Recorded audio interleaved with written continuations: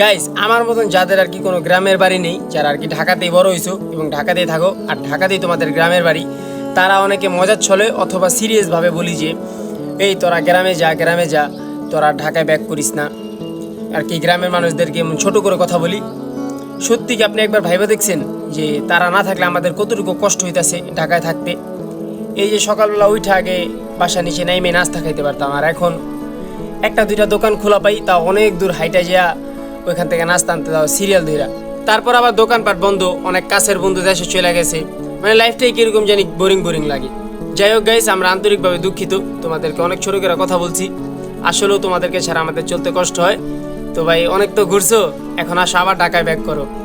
আর আসার সময় অবশ্যই দেখা শুই না, সাবধানে আর আস্তে ধীরে আইসো, কারণ দেখছোই তো আমাদের এই ঘাটে চোখের সামনে কত বড় একটা দুর্ঘটনা ঘটলো। কয়েক সেকেন্ডে মানুষ দুইটা ভর্তা হয়ে গেল, মানে না সহ্য করার মতন একটা বিষয়। তো দেখা শুই না, সাবধানে আইসো। আল্লাহ হাফেজ গাইস।